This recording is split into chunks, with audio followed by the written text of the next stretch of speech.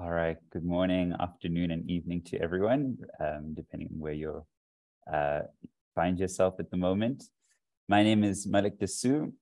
I am a researcher with the African Climate Foundation, and today we're proud to be co-hosting this webinar with the Center of Competition Regulation and Economic Development, also known as CRED, on rising food prices, placing climate change at the forefront.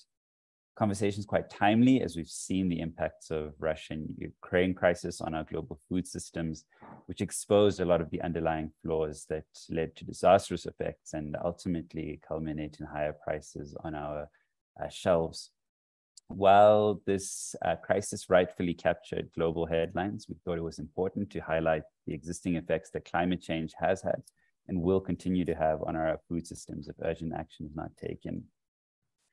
Without further delay, I'm going to introduce Grace Nsomba and Ntombifuthi Shabalala, who are both researchers at CRED, which is housed at the University of Johannesburg. Grace has experience in the field of competition, economic regulation, and industrial development, with her research focus areas in competition, barriers to entry, and industrial development in Southern and East Africa. Her recent work focusing on making agricultural markets work better for farmers and agribusinesses in Southern and East Africa.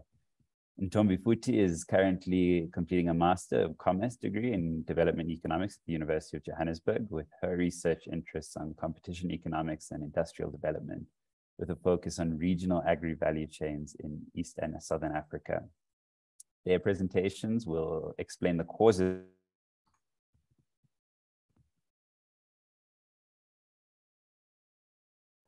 looking at developments over the past 18 months and giving specific examples to explain their effects.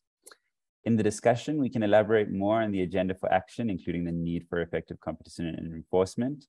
Ntombi and Grace will be taking us through their presentations now. So without further delay, I'm going to hand over to Ntombi to give her presentation. Thanks, Ntombi. Go ahead. Thanks, Malik. Let me just share my screen.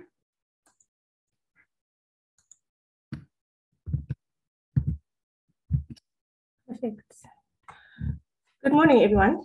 I'll be taking you through the first part of our presentation on high food prices in Africa, the causes, consequences, and agenda for action. Grace will then come in for the second part of the presentation. I'll start off with some key facts about food markets and prices. Firstly, international maize prices increased by 40% in the first 3 months of 2022 to a high of just over $360 per ton in March due to the Russia-Ukraine war. There are Africa-wide effects, but we need to also understand what's happening on the ground. So we focus on the East and Southern Africa region in more detail. And we found that bulk maize prices in Kenya have increased by more than 100% in the first 6 months of this year, to historic highs of well over $600 per ton by July 2022. Other countries in East Africa and the Horn of Africa are currently severely affected by the worst drought in 40 years and broken regional markets.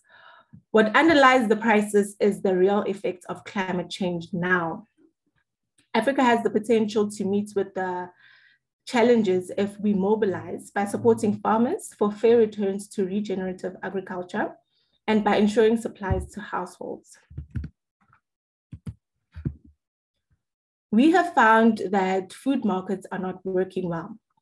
Despite increased efforts towards regional integration, regional food markets are broken, and the high food prices across Africa are the outcome of broken food markets.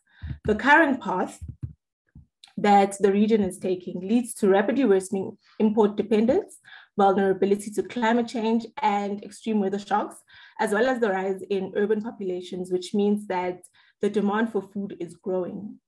Climate change intensifies production volatility and supply disruptions, and the frequency of extreme weather events such as droughts, heat waves, and floods is increasing. Although Russia's invasion of Ukraine has caused big global increases, the price increases in many African countries, including in East Africa, have been much greater than the global increases. Low-income households and the vulnerable suffer the most because, firstly, prices to small farmers are very low. And secondly, prices to consumers are very high. The East and Southern Africa region has great potential because of its good soils, land availability, and growing conditions. And this is what makes it one of the best places in the world to expand food production sustainably and inclusively. Unlocking this potential will result in healthy food markets. Agri-food markets face numerous challenges, mainly related to the need to grow agricultural production to meet food demand while adapting to extreme weather. Population growth and urbanization mean that demand for food will continue to increase, and the deficit, which is causing the import dependence, will get worse. There are high levels of concentration at different levels of the value chain, from input supply to trading and processing. This raises the question of the nature and effectiveness of competition in agricultural markets. There have been very substantial increases in concentration globally, including through hundreds of mergers. Therefore, key markets at different levels of agri-food value chains are dominated by relatively few companies. For instance, in the supply of grain seed in South Africa, concentration is among the highest in the world, as 4 or fewer companies account for almost all sales of maize, soybean, and sunflower seed. So food systems transformation needs to engage with concentration so that it can address sustainability and inclusion to build resilient food value chains. Africa in general is particularly vulnerable to climate change impacts as the continent relies heavily on rain-fed agriculture and has little investment in water management and irrigation. Furthermore, the ESA region has been identified as a climate change hotspot. The weather experienced over the 2020 and 2021 growing season, which has continued in 2022 and is expected to continue into 2023 under the La Nina conditions, has meant poor rains in areas such as the north and east of Kenya, even while there are good conditions in West Tanzania and Zambia, which is what we see on the weather map here. This also shows the drought in Mozambique. These extreme weather events are expected to be more frequent, and this is why competition is essential for changes to happen. Here we have maize prices showing huge excess margins in wholesale markets. What this chart shows is the areas of supply, which are the producing areas of central Malawi and Lusaka, Zambia, represented by this blue line here.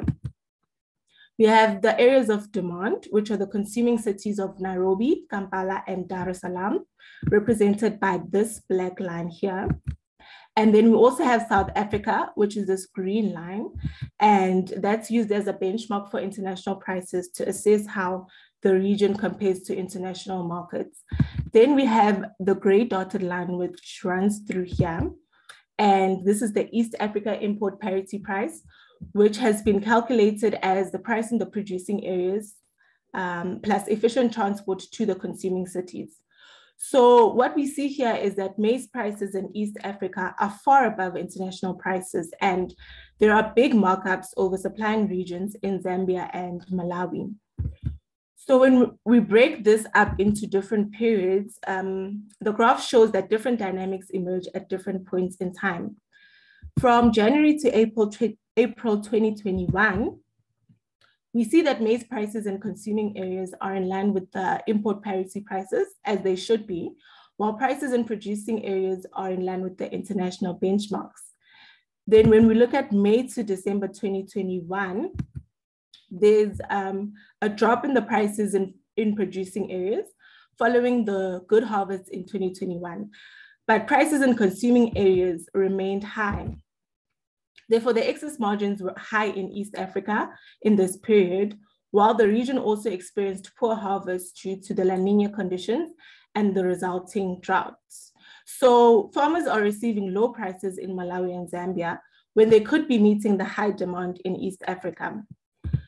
Then looking at January to March 2022, apart from the temporary closing of the gap between prices in consuming areas and the import parity price in March, the gap widened even further, indicating even higher margins.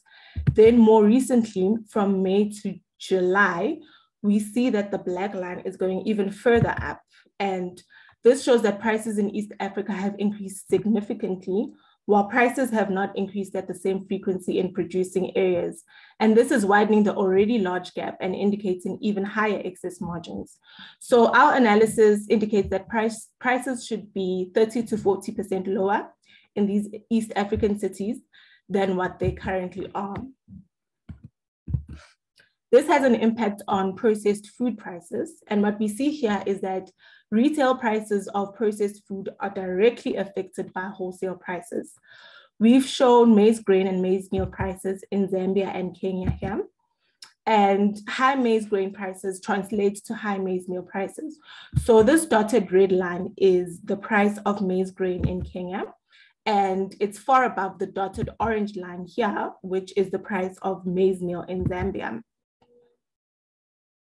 So this indicates that there are issues that lead directly to an effect in increased processed food prices. So the sudden drop in maize flour prices in July here came as the Kenyan government subsidized the price of maize flour as Kenyans were headed to elections in early August. Then here we show soybean prices, which just like maize, show huge margins between Zambia and the locations of demand in East Africa. And this illustrates the need for strategies to support competitive cross-border markets and encourage regional integration. If cross-border markets are to work, at the very least, we should be able to get the same transport costs and prices for farmers, which other developing countries like Brazil are getting. And this means that differences should be less than $90 per ton. What we should be aiming for is, for example, with a distance of 2,000 kilometers, such as in Brazil, between farmers and people in the cities, their prices have a difference of less than $90 per ton. So if this were the case in East and Southern Africa, that would mean lower prices in Nairobi, Kampala, and Dar es Salaam, and higher prices for farmers in Lusaka. Malawi hasn't been included in the specific chart on the slide because it has a more intricate story, which Grace will tell us more about. So Grace, I'll hand over to you. Thank you, Ntombi, and thank you to you all for joining us this morning. So building on what Ntombi has just shared on food markets in the region being broken, we wanted to take our understanding and our analysis further in terms of not only what broken food markets mean for consumers and the prices they pay for their food, but also in terms of producers and how these markets in fact influence or affect their production activities. So I've spent the last couple of weeks speaking to small-scale producers in Malawi and in Zambia in order to get a better understanding of these market dynamics. These producers have been, many have been women, often affiliated with the Graça Machel Trust and the Commerce Federation for Women in Business. And the main thing that has come out is that markets are affecting producers in two main ways. One of which is that it affects grain producers, such as in terms of soybean, in terms of their provision of inputs into value chains, but also affects producers that are involved in specific value chains and use grains such as soybean as key inputs into their production activities. So starting off with the producers of grains, a lack of knowledge in price movements significantly affects the money that they can earn due to not knowing the best time to sell off their grain. A lack of access to sufficient storage and efficient transport costs compounds this, where producers are forced to sell off their grain even when prices are not favorable. So essentially speaking to people on the ground, in fact, reinforces some of the issues that Ntombi has just spoken about. So at the producer level, the issue of broken food markets is reflected essentially in power and concentration in the trading level, allowing traders to take advantage of low prices and price knowledge, but high prices into export markets. In terms of producers in specific value chains, such as in terms of poultry and those that use soybean as a key input, the rising cost of inputs such as soybeans affects their ability to produce profitably. Taking Malawi as an example, and from the conversations that I've had with small and medium scale producers, the doubling of soybean prices in Malawi from around August of 2021 to early into 2022 had the effect of pushing many small and medium sized producers out of business. Again, issues of power and concentration, even within the poultry value chain, have also come out, with large-scale commercial producers being able to plan production through having their own storage facilities and supplying inputs such as feed and day-old chicks, while competing very aggressively in the downstream chicken production market.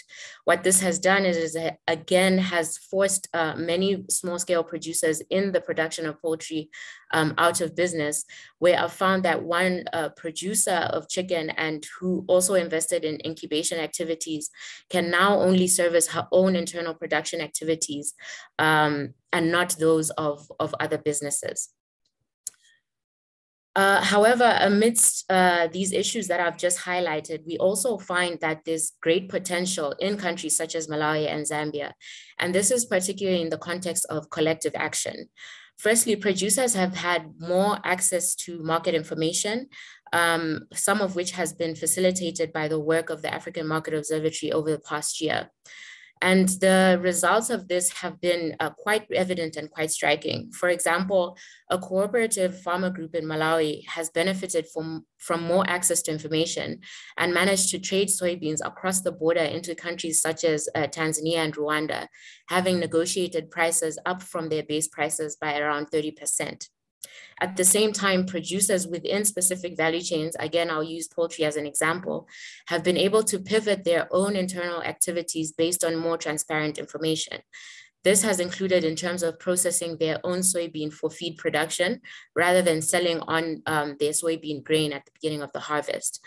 Others have also diversified outside of the poultry value chain itself and have gone into producing different types of flours, including porridge mixes that they've sold into countries such as Zimbabwe and Zambia.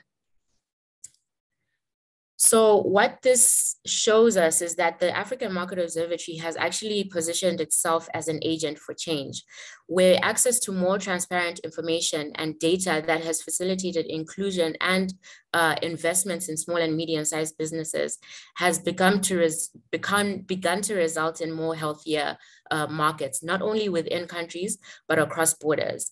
This has also meant the potential for resilient and sustainable production is starting to be realized and less dependence on overseas imports. However, there is room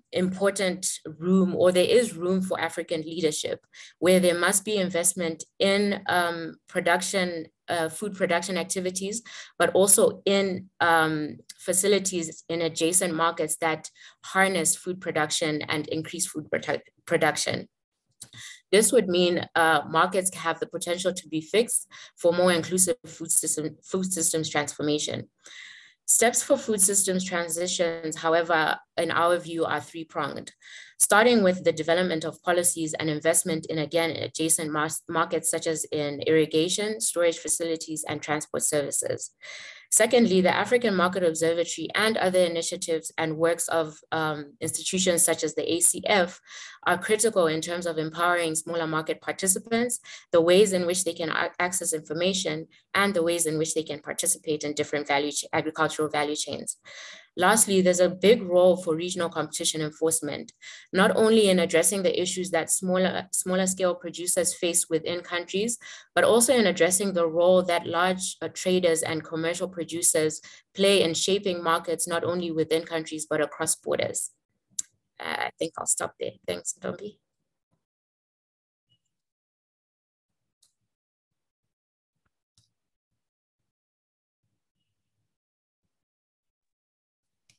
Thank you so much, Ntombi, and thank you, Grace, for that really insightful presentation. You've alluded to quite a few really important takeaways. In a continent that suffers most from malnutrition, has a large share of its workforce dependent on agriculture. You've really explained quite clearly why food prices play such a critical role in partly ensuring that farmers are receiving fair prices and remaining competitive in the sector. That consumers are paying fair prices for what they buy, and you've alluded to the importance of noting low-income households and their severe vulnerabilities to price hikes, especially for staples. And also identifying where in the value chain different players are capturing the most value. So speaking to the importance of the African Market Observatory. And yeah, concluding on why it's important for competition and regulation authorities to take note. So I won't go too much into that. As a reminder for everyone, if you have questions, please put them into the Q&A box below. But maybe just to kick us off, I'll get started with asking you about dynamics that have happened outside of the continent. So we've seen food prices rocket worldwide because of the Russia-Ukraine war. And Ntombi, you spoke a little bit to this, but do we have even worse fears with climate change in the next few decades? You spoke to the importance of the drought in the Horn of Africa, but can you speak to the fears that we have with climate change in terms of their food prices shooting up? Yeah, sure. So like we said in the presentation, food price increases in Africa are much higher than the global price increases caused by the war in Russia and Ukraine. And the food price increases we see in East and Southern Africa are affected more by local and regional developments than by international developments. So we definitely have more to fear in terms of food prices shooting up due to climate change. And this is because climate change has a significant impact on production. As we can see right now in East Africa with the drought, crop production is insufficient to meet demand, and food prices have therefore increased drastically. So there is definitely a direct link between climate change and food prices, and we can expect things to get worse if urgent measures are not put in place to address climate shocks. Thanks so much, Ntombi. I'm just also noting that Europe has seen a surge in heat waves, which has affected their outputs. And has this affected what we're seeing on the continent for our food prices and our competition? So there definitely will be an impact on food prices because of the heat waves in Europe, but this depends on what Europe produces and the demand for that in Africa. So we cannot necessarily say by how much the heat waves in Europe will affect food prices, because there will be different impacts on different food items, but in general, there will be an impact. Great, thanks, Ntombi. Also noting a question in the chat from Mohammed Salim saying, Africa has so much fertile land, why are we not self-sufficient in food production? Why can't we build a food system that can support local development of agriculture? He's followed it up with, how much do we spend on food imports versus exports? And have we done estimates on the costs of climate change on food costs? I don't know who I can hand that question over to. I think I can take that one. I think this comes back to, again, what Ntombi slightly hinted towards in the presentation around regional food markets needing to work better. I think that the food system in Africa can only be self-sufficient if we break down the borders that are there between countries. And countries need to be able to trade efficiently with each other. And this is where the issues of power and concentration at the trading level are important and need attention and need to be addressed, because it's the trading level that can influence driving down prices in producing areas, but also leveraging the higher prices in consuming areas. So there is room for local development, but this needs to come again together with a more regional plan to helping Africa become self-sufficient in food production. And this is where also the role of competition authorities comes in, because some of the issues of power and concentration filter down not only in terms of the trading level, but also into specific value chains and the ways in which these larger companies are producing. So yes, there is room for self-sufficiency in Africa, but the issues of barriers to trading with each other and leveraging production in certain areas against consumption in other areas is really important. Thanks, Grace. So leveraging those production opportunities as well as trade opportunities on the continent. Thanks for that question, Mohammed. I just want to come to a quick other question on fertilizers, the role that fertilizers have on being escalators of food price increases. So we saw with the Russia-Ukraine crisis, fertilizer prices increase and what that did to our food costs. How do we mitigate the cost of fertilizers for producers? And is there a call for a more natural way of farming? Could that be part of the answer? I know you mentioned regenerative agriculture, but maybe you could speak a little bit more to that. Sure. So yeah, I think the issue of fertilizer, particularly I think towards the end of last year into this year, again was as a result of rising natural gas prices. And that obviously then filtered into African countries in terms of increasing prices of fertilizer or inputs even. And what we saw was as the pressures on the international market began to decrease, we didn't see the decrease in prices in the African continent with the same magnitude. And I think this can be attributed to various other local dynamics in different African countries, some of which are issues around fertilizer or input subsidy programs that have been implemented, and ways, again, that different traders have access to supplying inputs and agree on these terms with governments, and the ways in which they're able to, still take advantage of high prices despite, decreasing prices on the international market.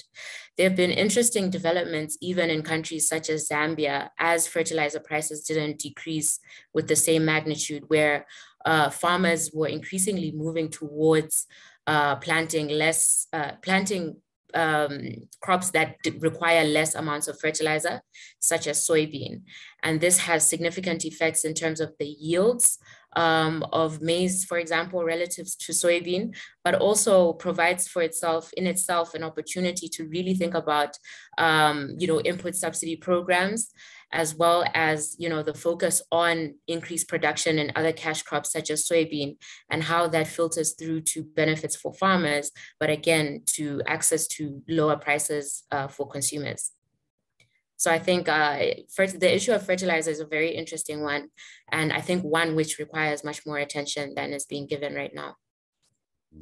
Thanks, Grace. And on this point, Susan is putting to the chat the importance of acknowledging the soil microbiomes as being critical underpinnings for agricultural production. Thanks for that elaboration, Sue. That's very helpful.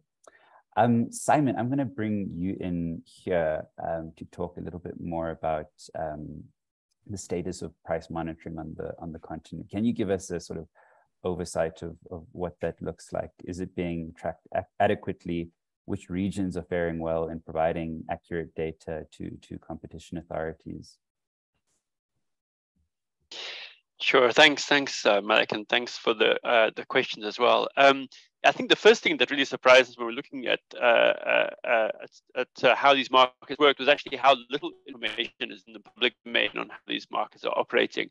Now, the large traders have the information. It's not that the information isn't there for the large market participants. But if you're looking at smaller farmers, smaller irrigators, the cooperatives that we've been talking with in Malawi, they actually don't have very good information about what those prices are across the region.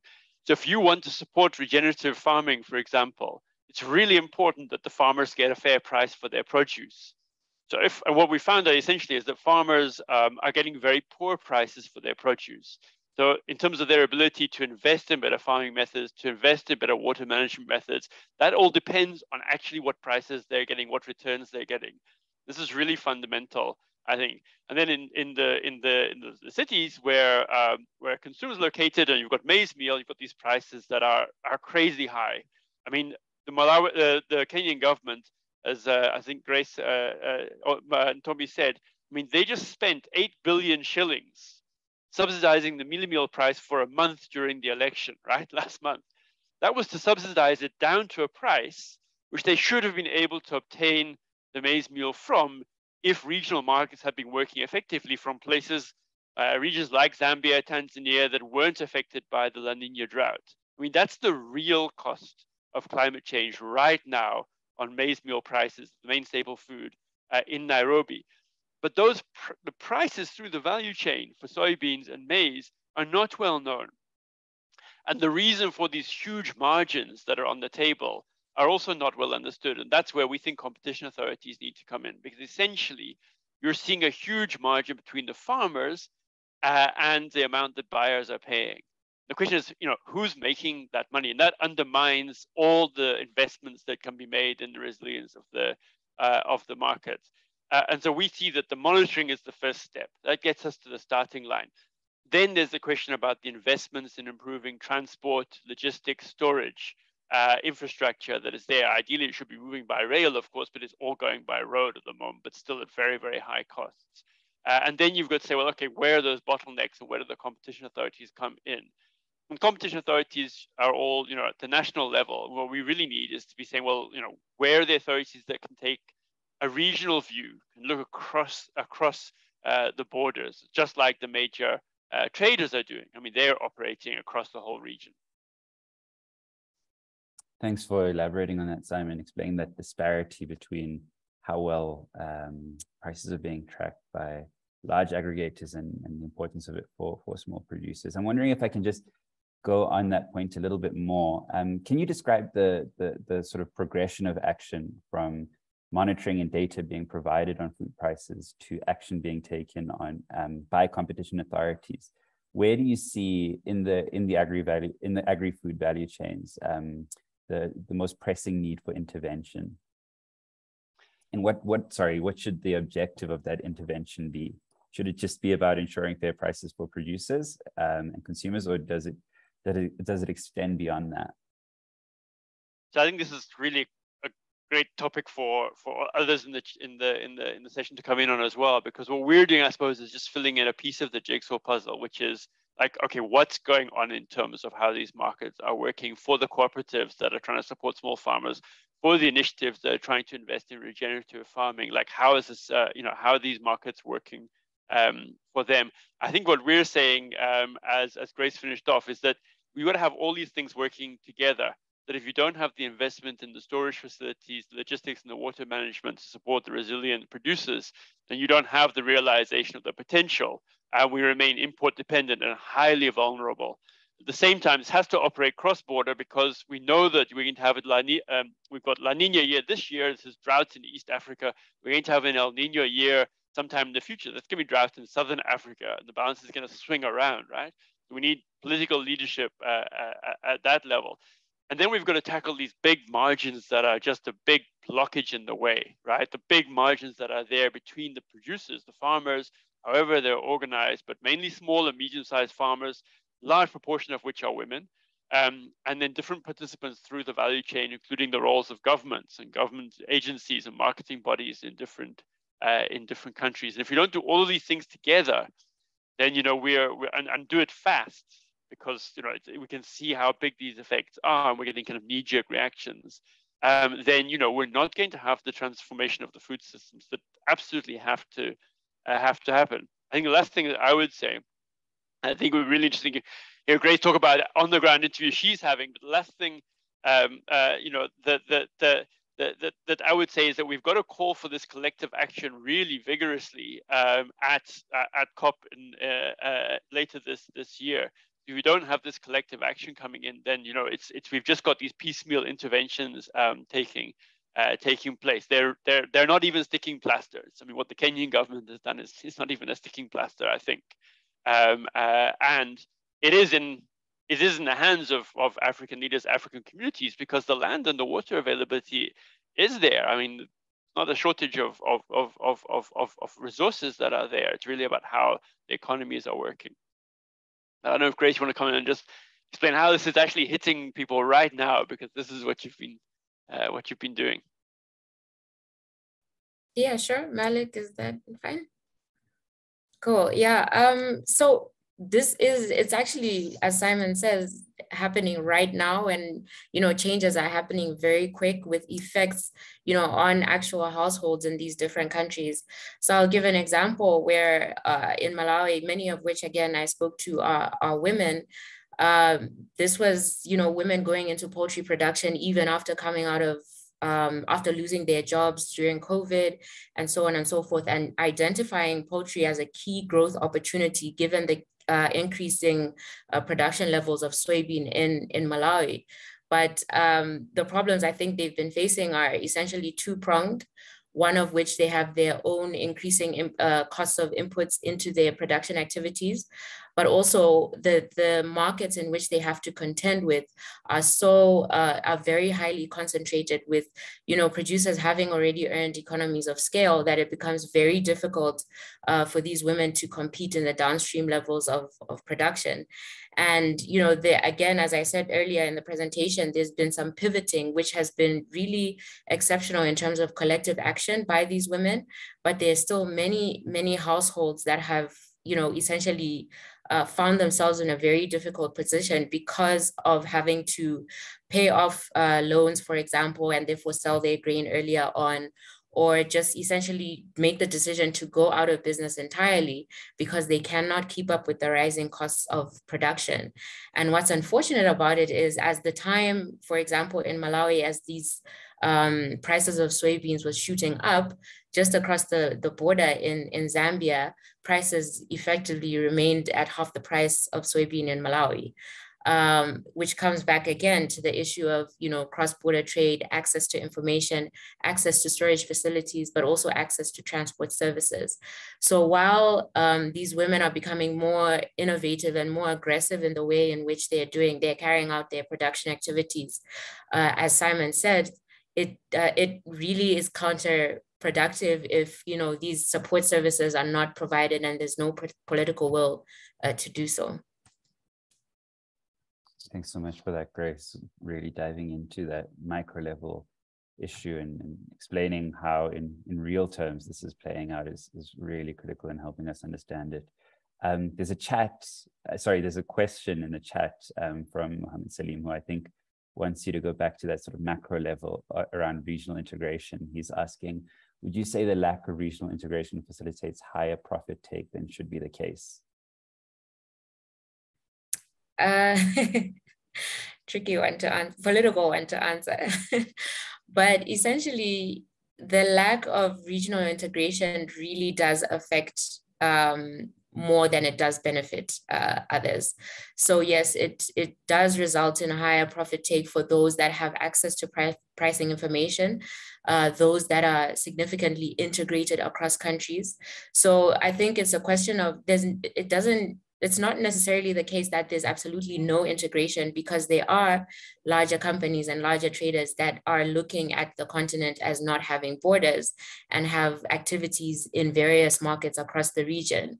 I think it's that integration is not serving everyone the way that it should. It's not serving all market participants in the way that they should all benefit. So maybe it's not necessarily a case of there's too much profit for a specific individual, but the profits are not being distributed evenly to everybody that's participating in these productive capabilities.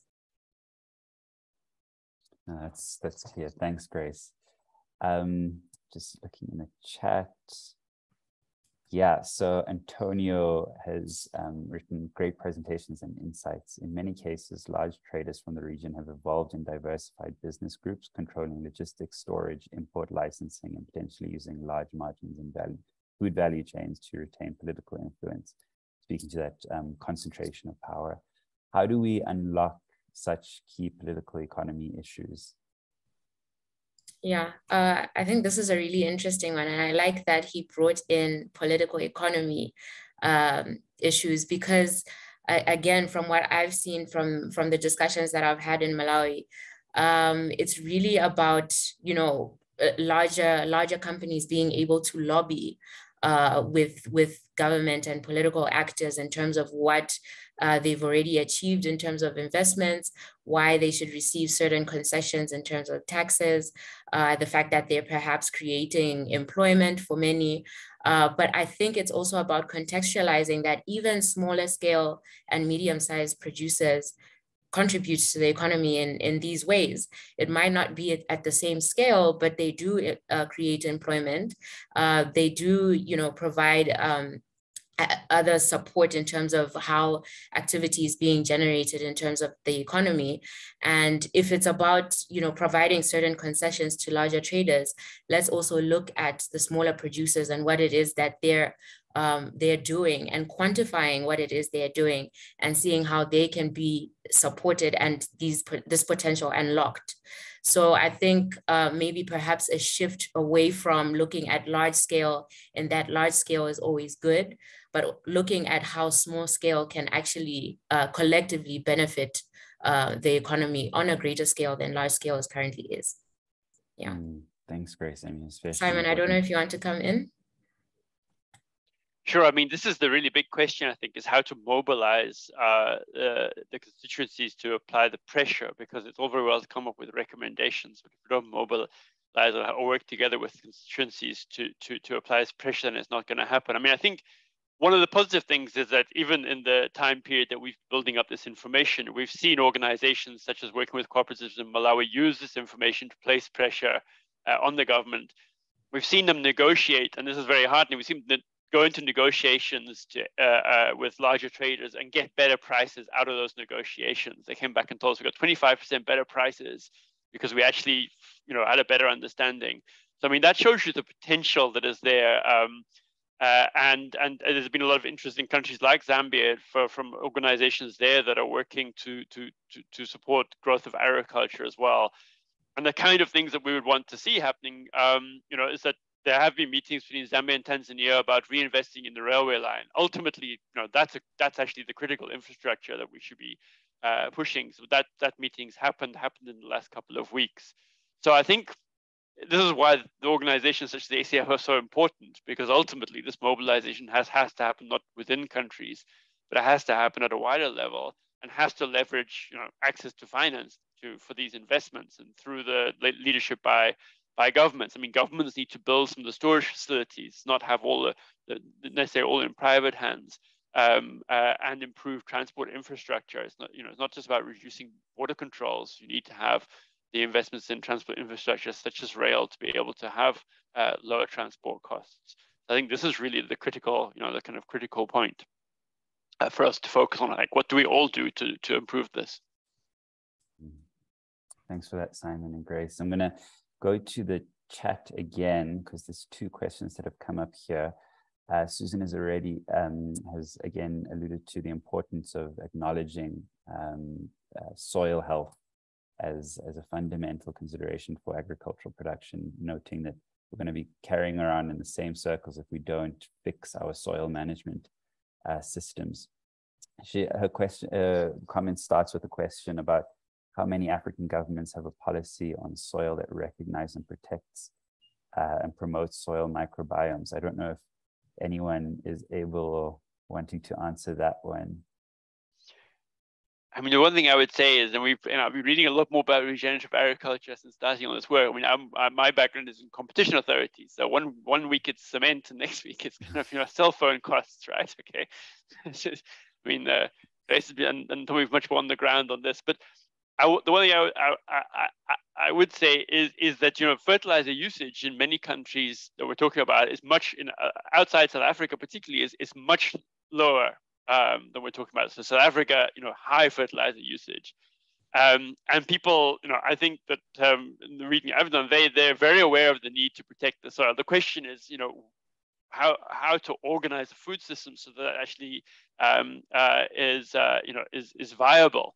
So I think farmers will want to protect the soil. The question is, how much are they able to invest in kind of the strategies to do that collectively as well. So I think that's really important. But if you're looking at the average fertilizer usage rates in countries like Tanzania, they're very low. It's mainly by large sugar and tobacco plantations, right? That's really where it's going. but how do we support the smaller farmers who are actually largely, farming using regenerative techniques or with low levels of fertilizer usage already? Thanks, Simon. I'm wanting to sort of start wrapping up, but I see there's another question in the chat here, which is sort of following on from that political economy question about how we challenge corporate capture and institutional lock-in that dominate food politics on the continent. I don't know if there's anything anyone wants to add on that point before we move on.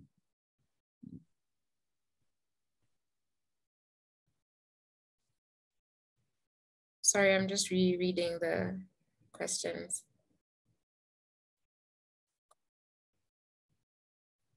Yeah, I think it's about, it is difficult to challenge the status quo. I think that's something that's inevitable. But the alternative to not challenging it is, some of the issues that we are already seeing now. And I guess this is also, again, a political economy issue in terms of how do governments navigate some of the relationships they've already built that have existed, for years and years, decades even. So I think it's a question of, what is the political will around this? What do governments stand to gain? And it's about, just taking the steps to say, this is the stance that the government needs to take, because these are the benefits of what, these are the benefits of us challenging the status quo against us not doing anything. And I think in the context of what we've just shared, and in the context of climate change and what the ACF has also been putting forth around, the COP we need and what the Africa's stance needs to be around these types of issues, I think it's in our benefit to challenge the status quo rather than not to. And there's a wider conversation about how that is done, I think, which probably goes beyond the scope of the presentation that we made, and also what the Market Observatory itself has been looking at so far. But I think it's definitely worth exploring in terms of how does this actually happen? And maybe it's about also leveraging, agreements that are already there. In the context of the AFCFTA, for example, how does the Africa challenge the already existing status quo? And these are the more pertinent questions at that level as well. Thanks, Grace. There's another question from Mohammed Salim, and actually it ties into how I've sort of thought about wrapping this conversation up. But he's asking about which country has changed the dynamics to improve food systems. And maybe I can just sort of add on to that, asking who plays a key role in shaping and implementing interventions into some of these dynamics. And then if I can just add a third element to that question about what role finance entities, especially entities like the ACF and other philanthropies, can play in supporting some of those interventions. I don't know who wants to take that. Simon, are you keen? So I'll make one comment and maybe Toby will also come in on the last point. And I think we really want to have a country that we can hold up as a great example, but the real world is very messy, and these initiatives that are taken are a result of coalitions that are built. I mean, there are really important developments, I think, taking place in countries like Tanzania, where we've seen the government that's supporting a whole diversification of different crops there, supporting different farming methods, and they're putting a lot of weight behind smaller farmers. But at the same time, of course, there are large agricultural lobbies there that are very influential.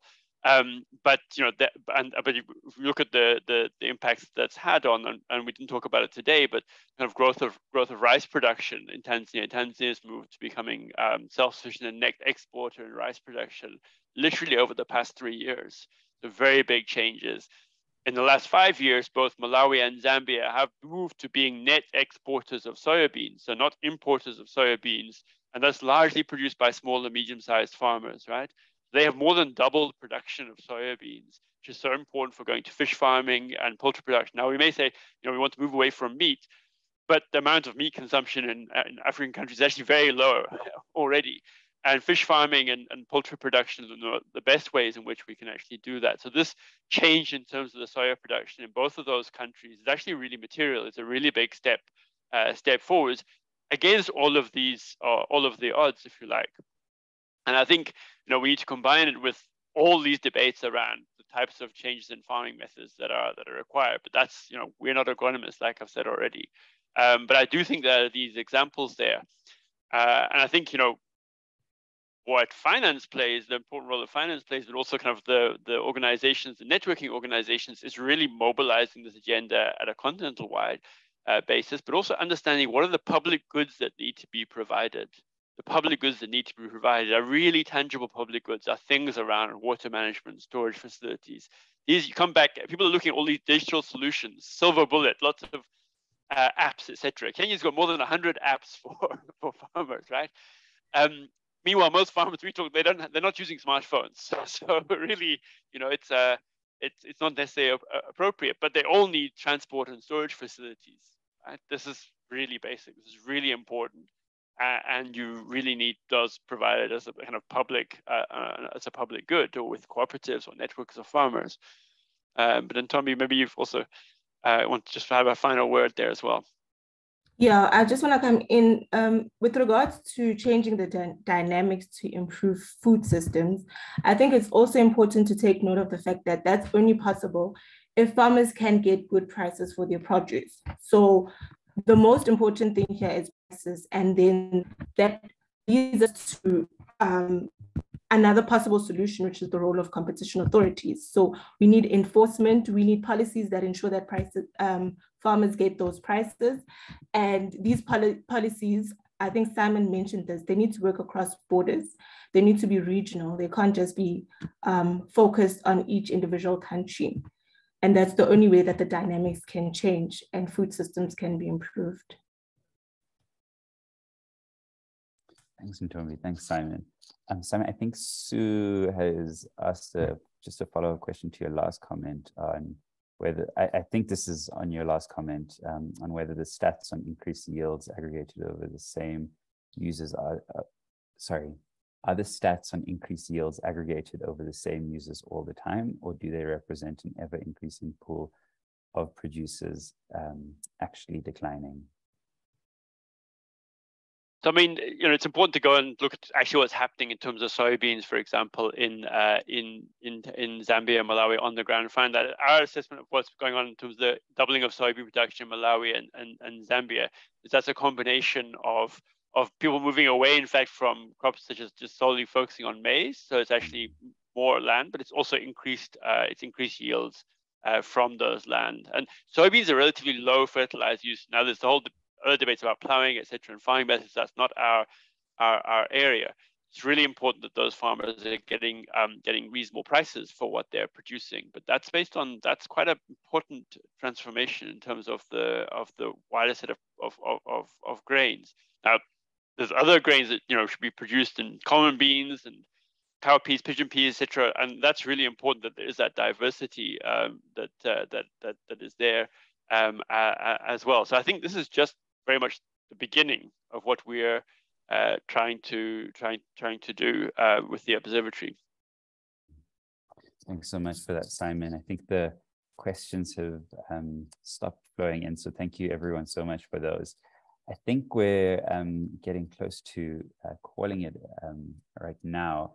But again, thank you so much, Ntombi and Grace and Simon, for your insights. Those were really a lot of harrowing statistics that you shared, but also some very clear calls to action. And I hope that everyone listening, you're able to find yourself in those interventions that are being called for, because I think we've seen the importance that adequate and accurate price monitoring has, not only to support small-scale farmers who make up a really critical part of our agri-food systems in Africa, but also to make sure that prices are being seen as being fair when they reach our shelves, and that speaking to the political economy questions, not being concentrated or being captured somewhere in the middle. So thank you so much for that.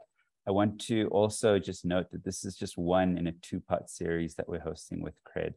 The next one is going to focus on supermarketization of our agri-food systems.